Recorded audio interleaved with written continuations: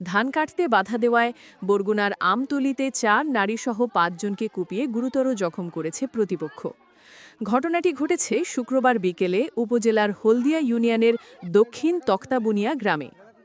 ভুক্তভোগী শহীদুল ইসলাম জানান, হলদিয়া ইউনিয়ন যুবদলের সাবেক সাধারণ সম্পাদক আরিফ গাজী ও জামাল গাজীর নেতৃত্বে একদল সন্ত্রাসী তাদের ওপর হামলা চালায়। আমার বাড়ি পূর্ব ছিলাম, আমার শ্বশুর বাড়ি মন্নাপাড়াতে রাজুরাজা হারুনাদারের বাড়ি আমার শ্বশুর বাড়ি।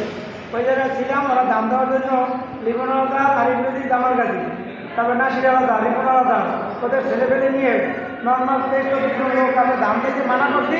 বলছে তুই কি ধান এই জায়গায় তোরা কিন্তু সব এই বললি আমি একবার ছিলাম, আর মাথায় ছিল রাস্তার পাশে। ওরা সরা নিয়ে দৌড় দেওয়ার সাথে সাথে মনে করেন যে মহিলা তো দৌড়ে হাঁটতে পারে নাই। ওরা যাই আমি নিতেও পারবো, আমাদের ঘর করে সব তালাই দিয়েছে, 2টা ঘর তালাই দিয়েছে, 2টা ঘর তালাই দিয়ে মনে করেন ওরা আমাদের।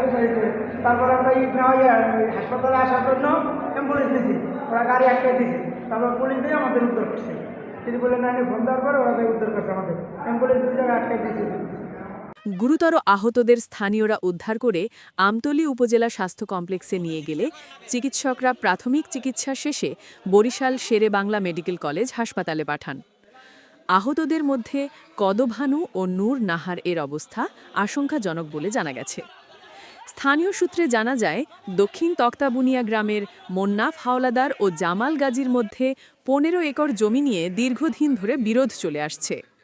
এর আগে 11 নভেম্বর ওই জমির ঘাস কাটাকে কেন্দ্র করে দুই পক্ষের সংঘর্ষে একাধিক ব্যক্তি আহত হন। পরে উভয় পক্ষ আদালতে মামলা দায়ের করেন।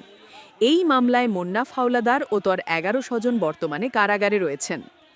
ওই সুযোগে শুক্রবার বিকেলে আরিফ গাজীর নেতৃত্বে 20 থেকে 25 জনের একটি দল জমির ধান কাটতে গেলে মোন্নাফ হাওলাদারের বাড়ির নারীরা বাধা দেন। এতে ক্ষিপ্ত হয়ে তারা কদভানু, শেফালি, নূর নাহার, মমতাজ ও সাদ্দাম হোসেনকে ধারালো অস্ত্র দিয়ে এলোপাথারি কুপিয়ে জখম করে। ভুক্তভোগীরা ৯৯৯ ফোন দিলে পুলিশ ঘটনাস্থলে গিয়ে আহতদের উদ্ধার করে হাসপাতালে পাঠায়। শহীদুল ইসলামের অভিযোগ, পরে হামলাকারীরা আহত কদভানুর ঘরে আগুন দেয় এবং হাসপাতালে চিকিৎসা দিতে বাধা দেয়। এমনকি হাসপাতালের সামনে তাকে মারধরের চেষ্টা করা হয়। এ ঘটনায় পুলিশ 3 জনকে আটক করেছে। আটকরা হলেন জাকারিয়া, সগীর ও লিপি বেগম। আমতলী উপজেলা স্বাস্থ্য কমপ্লেক্সের আবাসিক medical officer doctor Rashed Mahmud Ruknuzzaman বলেন, গুরুতর আহত 5 জনকে প্রাথমিক চিকিৎসা শেষে বরিশাল সেবাচিম হাসপাতালে পাঠানো হয়েছে। 2 জনের অবস্থা অত্যন্ত আশঙ্কাজনক।